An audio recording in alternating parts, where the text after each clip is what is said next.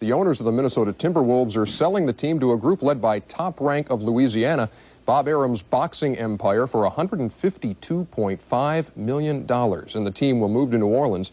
All of that must be approved by the NBA, of course, but if and when that approval is given, the team will play next season at the Superdome while a new arena is built, so the NBA, it seems, will return to New Orleans.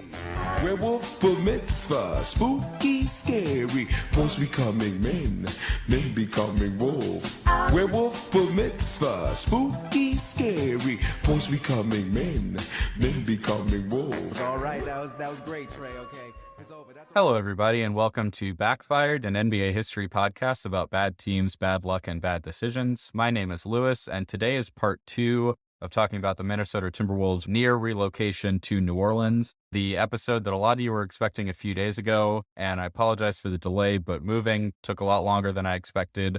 But I'm finally in the new studio. The real holdup was that on Wednesday, which is the day I usually record, it was a really hectic day. Xfinity canceled my service appointment at the last second, and then that night there was a guy driving around Memphis, randomly shooting people and carjacking folks and changing vehicles. So there was a shelter-in-place warning for like 5 hours while they tracked him down, and I was out of the house at the time, so just a bunch of stuff going on, but we are back, baby. If you haven't listened to the last episode, you might want to go back and listen to that one first. It's not essential listening because there's no actual Minnesota talk in that episode, but it is going to make this week's episode make a lot more sense. It gives good context for what Minnesota's owners are going to try to do here. Now, what happens in this episode is different from what's going on in Minnesota right now, with the NBC Sports report coming out in the last couple of weeks that Alex Rodriguez is, quote, struggling to come up with his half of the money to put toward buying the Wolves, suggesting that Mark Lowry might wind up as the majority owner of the franchise instead of having a 50-50 partnership with A-Rod, as was the plan when the initial sale of the Wolves and the Minnesota Lynx was officially announced in May of 2021. Now, this may just be because the current team owner, Glenn Taylor, has mulled selling the Timberwolves several times before, but I have Mandela affected myself into believing that this transaction's been going on since like 2019, which is not true. It's only been about 16 months since that transaction began, which will see Lowry and A-Rod purchase, I believe, 20% of the team at a time. That's what the articles that I've read suggest, and they will reportedly be the outright owners of the team in about a year, sometime during the 2023 and 24 season. And also some exciting news that just came out last week. The Wolves are one of the many small market teams like the New Orleans Pelicans, the Memphis Grizzlies, Sacramento Kings, who are mentioned a lot on social media as candidates to relocate to Las Vegas or give Seattle a team back, whether that's because, X team has been bad for a few years or the team owner vaguely threatens to move the team as a bargaining chip to get more public funding. But it sounds like everybody can finally shut up about that because of the news from Willie Ramirez, an Associated Press writer who tweeted and deleted on Wednesday that, quote, multiple sources have told him that the NBA wants to finally announce expansion to Las Vegas and Seattle during the Clippers' 2 preseason games at Seattle's Climate Pledge Arena on September 30th and October 3rd. The Lakers will then play 2 preseason games in Vegas on October 5th and 6th, which is awesome news if true. I would think what they mean is not that there are already ownership groups lined up, but that they will be fielding offers from ownership groups to vie for the honor of paying $2 billion plus to own the team. I would also think that it would be after a new CBA is ratified and probably set to line up with the start of a new TV deal. So my best guess is that the new teams would begin play in the 2025 to 26 season. It's probably not a super original thought. I haven't had many of those in my life, but it takes a while to get a team up and running. As someone who's done a super deep dive into an expansion team myself, I can tell you that the process is extremely interesting. I'm happy that we're all going to get to experience this together for the first time since 2004. So that's going to be fun. But yeah, enough about current events. Let's talk about what you came here for, something that happened almost 30 years ago. Let's get right into the Minnesota Timberwolves. So starting about 10 years after the events of last episode, the city of Minneapolis emerged as a viable option for NBA expansion. Now, Minneapolis as a city was in the same position as New Orleans, not only devoid of an NBA team, but it was also the previous home of both an NBA and an ABA team. The NBA's Minneapolis Lakers, who went somewhere in California, I don't quite remember where, probably not important, and then actually 2 separate teams in a Minneapolis suburb called Bloomington. So the first team was the Minnesota Muskies, who relocated after 1 season to Miami. And then the second was the inaugural ABA champion Pittsburgh Condors, who moved to Bloomington to become the Minnesota Pipers, and then back to Pittsburgh after 1 season. So neither ABA team in Minnesota drew a large crowd, but this is interesting. Nice little bit of minutia for you. The Minnesota Muskies were eliminated from the playoffs in their only season in Minnesota by the Pittsburgh Condors, aka the future Minnesota Pipers.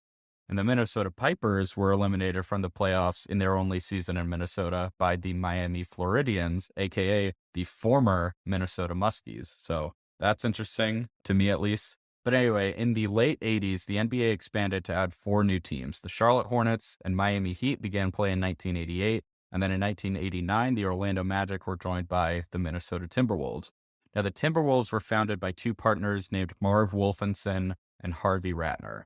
Together with other investors, of course, they paid the $32.5 million league expansion fee. And instead of agreeing to play in the Met Center, which was the venue in Bloomington that the Muskies, Pipers, and Minnesota North Stars of the NHL played in, which was owned by North Stars and Cleveland Cavaliers owner Gordon Gund, Wolfenson and Ratner chose instead to build their own stadium, the Target Center, with no public funding. They took out loans, of course, but it's extremely rare that a stadium is privately funded nowadays. Well, during the construction of the stadium, their lender went out of business, and this wasn't an isolated incident. It was something called the savings and loan crisis. Now, I have a degree that is economics adjacent, but I had no idea what this was. I'd never heard of it before, but according to Investopedia, quote, the savings and loan crisis was a slow-moving financial disaster. The crisis came to a head and resulted in the failure of nearly a third of the 3,200 savings and loan associations in the United States between 1986 and 1995. The roots of the savings and loan crisis lay in excessive lending, speculation, and risk-taking, driven by the moral hazard created by deregulation and taxpayer bailout guarantees, whatever that means.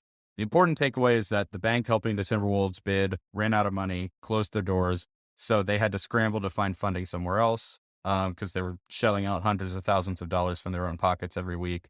Finally, they were able to get a loan from a group of banks in Japan, and they finished building the stadium. So while the Target Center was still under construction, the Timberwolves began play in 1989, playing in the Hubert H. Humphrey Metrodome, named after President Lyndon Johnson's vice president, who was a U.S. Senator from Minnesota for several terms, both before and after his vice presidency, was also the main author of the Civil Rights Act of 1964. So fun fact there. But the Metrodome that bore his name was the home stadium of the NFL's Minnesota Vikings, the MLB's Minnesota Twins, as well as the Minnesota Gophers football and baseball teams. Now, the Wolves would only have to split time with those other teams for one season, but partially because they played in an NFL stadium, and partially because Minnesotans were excited to have a team again, they had record attendance in the first season. Over 1 million in attendance, including 49,551 in the house for the Timberwolves' final home game of the 1990 season against the Denver Nuggets. For reference, the largest NBA stadium, Chicago's United Center, has a capacity of just a hair under 21,000. So that was over double what the largest possible crowd in a current NBA stadium would be. When the Target Center finally opened in 1990, attendance was still pretty good. They were top 10 in attendance for the next 4 seasons as well. On the court, though, is pretty rough, which is completely normal for an expansion team. They started off strong in the expansion draft by selecting Rick Mahorn, the Bad Boy Pistons starting power forward, whom the Pistons left exposed, but tried to persuade the Wolves not to take by sending them a first-round pick and another player. But the Wolves knew that he was valuable, whether it was on the court or as a trade chip. They really had hoped to play him to draw in fans because he had just been on national television so much recently. The Pistons had just won their first of 2 consecutive championships a few weeks beforehand, sweeping the Lakers in the process. But Mahorn refused to report to the Wolves, and they eventually dealt him to Philadelphia for a first-rounder in 2 seconds. Overall, of the 11 players the Wolves got in the expansion draft in '89, only 4 of them ever played a game for the Timberwolves, and only one, Tyrone Corbin, played more than 1 season. So something to keep in mind for if Seattle and Vegas expansion does actually happen as reported, their rosters are going to be putrid for the first couple of years, and there's going to be a ton of turnover. In their first few seasons, the Wolves made a few solid draft picks. Their very first was UCLA's Pooh Richardson, the 10th pick. He averaged 15 points and 8 assists for the Wolves, played every game of his first 3 seasons before being dealt to the Indiana Pacers. He'd been in trade rumors for most of his 3rd season, and the Pacers had really wanted to draft him at 7 in the '89 draft, but went with George McLeod instead, so they finally got their guy. Also in that first draft was Doug West, who went from a second-round bench warmer to the team's leading scorer in 1993. He was a really good defender as well. Gerald Glass was okay. He was a late first-rounder in 1990. But probably their best early pickup was out of the free agent scrap heap, Sam Mitchell, who was 26 and playing in France. He had never played an NBA game when they signed him, and then he played 10 seasons in Minnesota, so that was very good. They also had Christian Laettner, who was the third pick out of Duke in the 1992 draft, one of the most decorated college players of all time. 2 titles, 4 Final Fours, ridiculous production at the college level that I can safely say we will never see again. Laettner was also a major asshole. That will not be news to most of you, but in his rookie season, I really wish I could find this game and post the clip to YouTube, but during a game against the Houston Rockets, Wolves assistant Chuck Davison told Laettner that he passed up a good shot, and Laettner from the court stopped playing, turned to him, and screamed at him to shut the fuck up. There was another time when a different assistant coach, Bob Weinhauer, was trying to get this other forward named Marlon Maxey to run something again.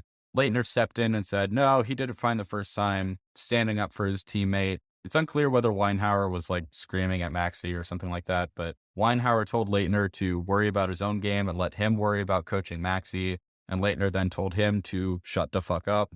It's a very disagreeable guy. Overall, there were some good players, mostly bad players, again, as is the norm for expansion teams, but they were pretty disjointed and extremely poorly coached. In their first 5 seasons, they won 22, 29, 15, 19, and 20 games. Their head coaches were Bill Musselman, who engineered the Cavaliers trading all their first-round picks away. Listen to episode 4 to hear more about that.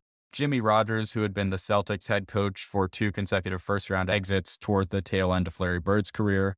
And then Sidney Lowe, who you can make the case that he is the worst head coach in NBA history, which I will do right now. So if you line up every single head coach, which there have been 345 of them, sort them by winning percentage, and then throw out guys who were just interim coaches for part of a season, there are 8 coaches who have a lower winning percentage than Sidney Lowe. And then let's add a second criteria in. Keep only those coaches who were hired into the head coaching position more than once. So for example, Brian Winters, who has a lower winning percentage, he was an interim head coach the second time that he was a coach for the Golden State Warriors. So throw out guys whose second opportunity was in the interim or who never got a second opportunity, like Igor Kokoshkov. Sidney Lowe then stands alone as the absolute lowest. 25.7 winning percentage, 79 and 228 in 5 seasons with the Wolves and the Grizzlies.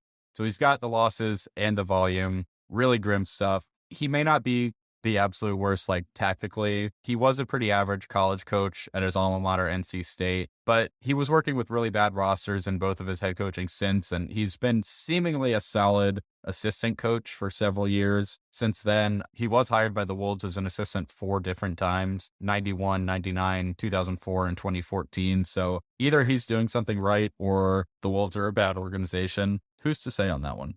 So let's jump to late 1993. So in September, Marv Wolfenson, who is the team owner, he starts popping up in the Minneapolis Star-Tribune, and he's dropping little quotes here and there. Oh, I might have to move the Timberwolves. This was right after the North Stars had relocated to Dallas, by the way. Oh, I have $104 million in debt on the Target Center. I sure wish someone would buy the team from me. So the logical move, if the city of Minneapolis was interested, was for Wolfenson and Ratner to sell the Target Center to the city. And they said that they'd sell the stadium to the city for $78 million, which is what the mortgage balance was. And the company that managed the Target Center would take care of the other $26 million. And this was enticing to the city because with the North Stars having just gone to Dallas, they wanted another hockey team to relocate to Minneapolis. And they even had other NHL team owners who were threatening relocation in their franchise's home cities come tour the Target Center to see if they wanted to move to the Twin Cities. The owners of at least the Edmonton Oilers and Hartford Whalers were in town at various points. Seems like the Oilers were actually pretty close to moving to Minneapolis, but that fell through in the end. Finally, by December, Wolfenson starts to ring the alarm bells. He says that the league informed him that there's a March 1st deadline to apply for relocation, and St. Louis, Nashville, Tampa, a bunch of other American cities are going to open up the public coffers and offer various tax cuts to entice the Wolves to move there. There were a bunch of extremely complicated options that were presented in the Star-Tribune that could keep the team in Minnesota, things that involved selling or demolishing the old hockey stadium, removing a couple of the existing taxes on tickets and replacing them with one much larger tax, issuing general obligation bonds, increasing parking prices at the stadium, mostly things that would place a larger economic burden on the fans or on the people of Minneapolis. Or they could relocate to, say, San Diego, the city that was most interested in becoming a landing spot for the Wolves, who would offer them a bunch of tax cuts and publicly fund the building of a new stadium. So this percolated for months, and then in February of 1994, when Minneapolis and the Target Center hosted All-Star Weekend, the focus was not on celebrating the league or Wolves rookie J.R. Rider winning the dunk contest. It was all about gossiping where the Wolves would be playing next season.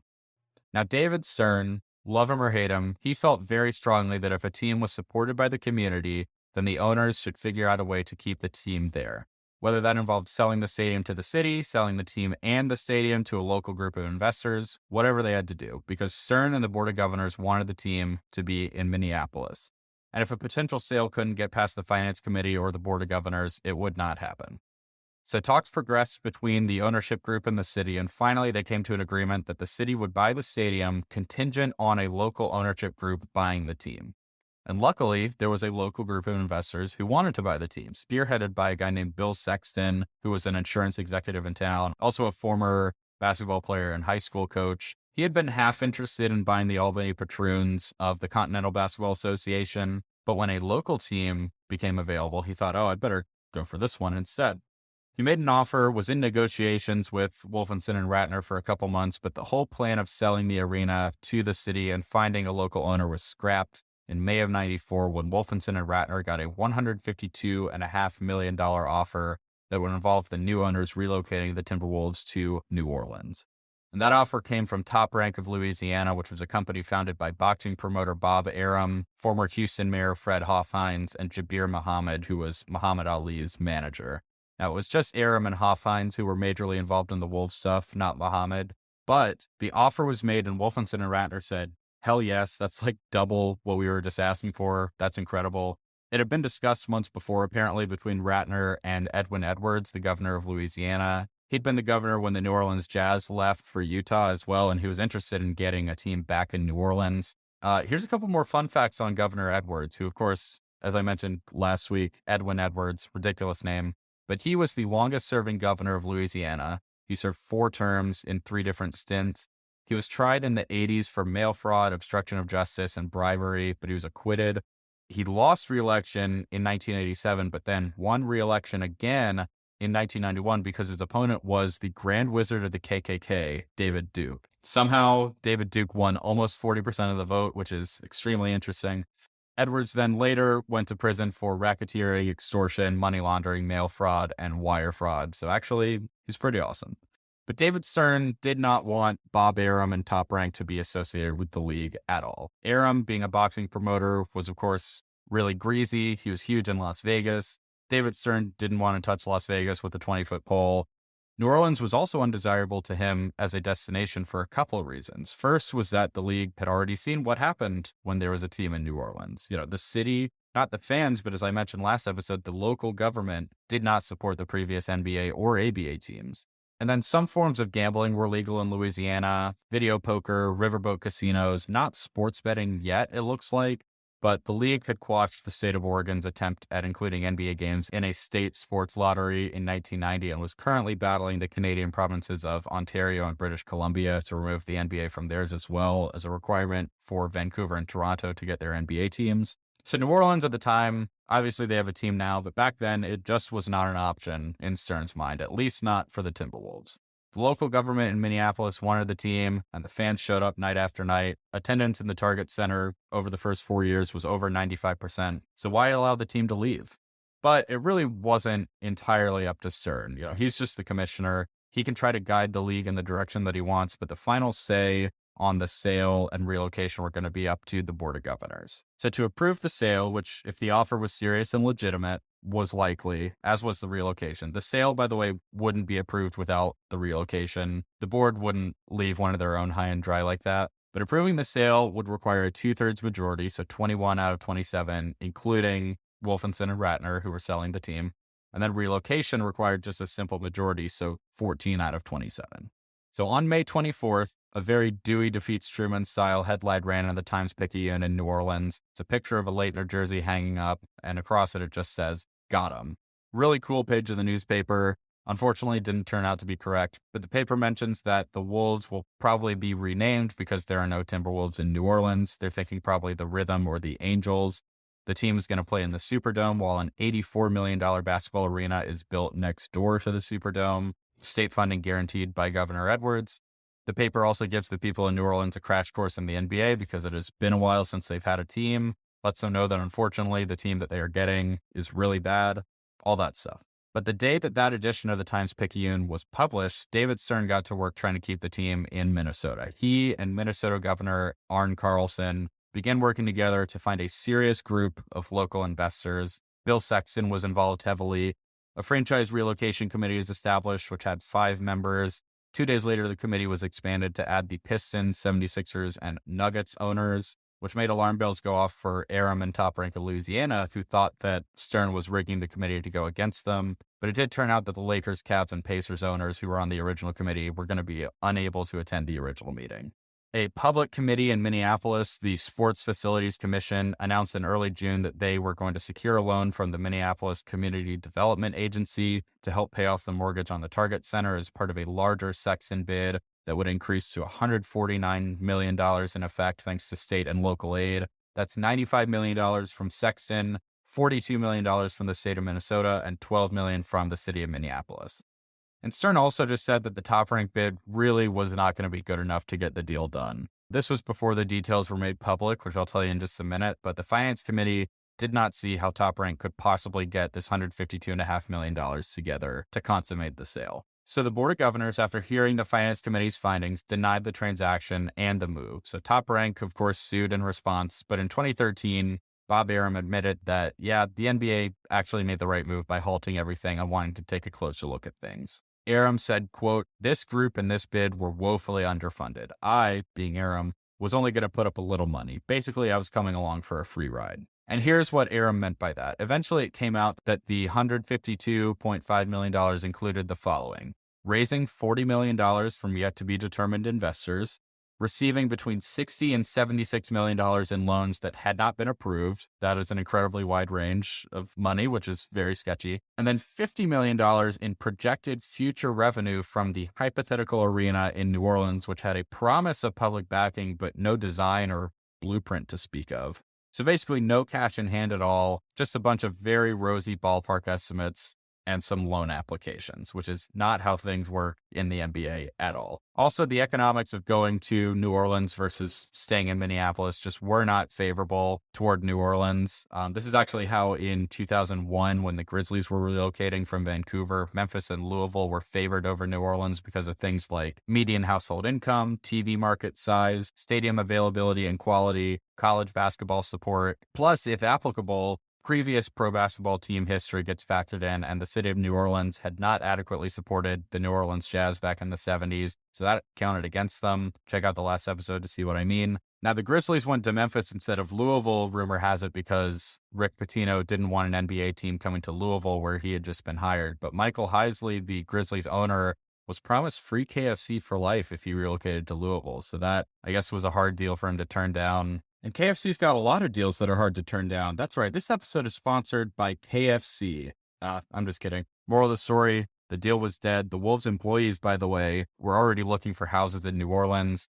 Those who knew that they wouldn't be retained had already found jobs with other teams or in other industries. To the Wolves organization, this was a done deal, and they were preparing for what came next. So the deal being struck down certainly threw a wrench in a lot of individuals' plans for themselves and their families. Now, although the deal with Top Rank was dead, Wolfenson and Ratner still were not happy about the deal headed by Bill Sexton. So it was announced as $149 million in total, but about $10 million of that was going to come off the top of Wolfenson and Ratner's cut to buy out the stadium management company, and that made the deal in effect $139 million. And that's $13.5 million less than they were expecting to receive from Top Rank of Louisiana. That was not going to be good enough for them, so they declined the deal and waited for a better offer. And shortly thereafter, Glenn Taylor, who's a businessman and state-level politician from Mankato, which is about an hour and a half southwest of Minneapolis, offered $88 million for the team, potentially up to $94 million based on some of the reporting at the time. But John Krasinski of The Athletic most recently said that it was $88 million, and he's very connected and a smart guy, so I will take his word for it. But that, along with the public support, brought the effective offer up to $140 million, which was good enough for Wolfenson and Ratner, extra mil. Taylor made the offer in August of 1994, and the sale was approved in October. And the Wolves remained in Minneapolis and got much better for a while under Taylor's ownership. Plenty of blunders in the history of the Wolves, of course, but in the first few years that Taylor owned the team, he hired Kevin McHale, Minnesota Gophers and Boston Celtics legend, to the front office. McHale hired his Gopher teammate Flip Saunders as the head coach of the Wolves, and in the summer of 1995 drafted fellow Kevin Garnett. The partnership of Saunders and Garnett led the team in its various mediocre constructions to 8 consecutive playoff appearances and a Western Conference Finals.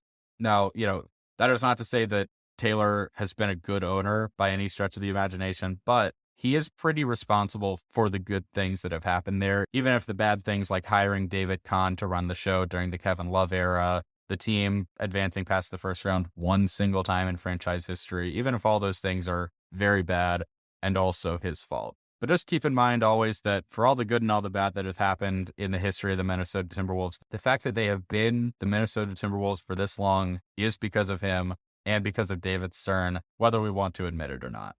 So that's all I have for you today. Again, greatly apologize that this is late. Xfinity sucks. I love doing this pod, and when I can't do it the way that I want to do it, it annoys me. But follow the pod on Twitter and Instagram and TikTok at Backfired NBA Pod. You can follow me on Twitter at LogicMaster with a 0 in place of the O. Unfortunately, all the old games that I was uploading to YouTube were taken down for copyright issues. Surprise. So I'm going to have to find a way to share those with people who want to see them. May just share access to a Google Drive folder or something like that. But yeah, hope everyone had a better week than I did this past week. And we'll be back with regularly scheduled programming on Thursday. All right, have a good one. It's gonna take you people years to recover from all of the damage. Our mother has been absent ever since we founded Rome. But there's gonna